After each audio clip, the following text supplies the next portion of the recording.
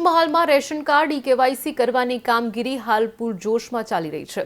Ration card ધારકોને મુશ્કેલી ન પડે ને ઈ-કેવાયસી પ્રક્રિયા સરળતાથી થઈ શકે માટે જિલ્લામાં તમામ તાલુકા મળીને કુલ 100 આધાર કિટ સેવામાં કાર્યરત છે।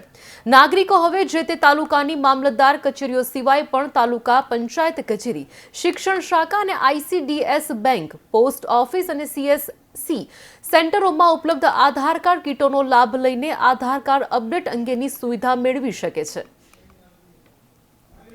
પંચમહાલ જિલ્લાની અંદર હાલ ભારત સરકાર અને રાજ્ય સરકારની સૂચના અંતર્ગત ઈ-કેવાયસીની કામગીરી પૂરજોશમાં ચાલી રહી છે। જિલ્લામાં NFSA રેશન કાર્ડ ધારકોએ 77% ઈ-કેવાયસી કરાવી લીધેલું છે।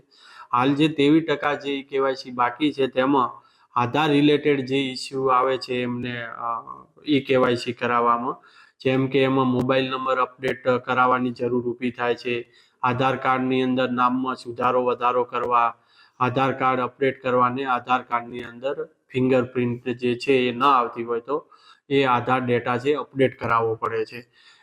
એ એટલા માટે કે જે રેશન કાર્ડની અંદર જે નામ હોય છે એ જ આધાર કાર્ડની અંદર નામ હોવું જોઈએ। તો આવું મિસમેચ જે થતું હોય અથવા મોબાઈલ નંબર લિંક કરેલો ન હોય તો મોબાઈલ નંબર પણ લિંક કરીને અપડેટ કરાવવાનો હોય છે। તો તેના માટે છે અહીંયા પંચમહાલ જિલ્લાની અંદર આપણી કુલ 100 કીટો ઉપલબ્ધ છે।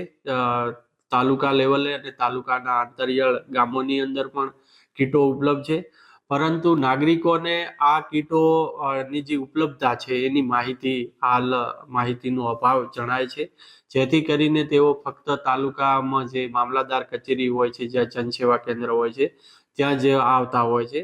બાકી પણ તાલુકાની અંદર નજીકમાં એમનું ગામ હોય છે ત્યાં પણ આધાર કીટ ઉપલબ્ધ હોય છે, જેની માહિતી ન હોવાના કારણે તેઓ ત્યાં લાભ લઈ શકતા નથી।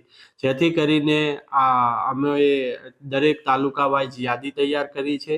યાદીમાં એમનું આધાર કીટ કયા લોકેશન ઉપર છે, ગામનું નામ છે, એનો કોણ ઓપરેટર છે, એના મોબાઈલ નંબર છે, જેવી તમામ માહિતી એકઠી કરી અને દરેક મામલતદાર કચેરી તેમજ ગ્રામ પંચાયત સુધી પણ અમે પહોંચાડવાનો પ્રયત્ન કર્યો છે।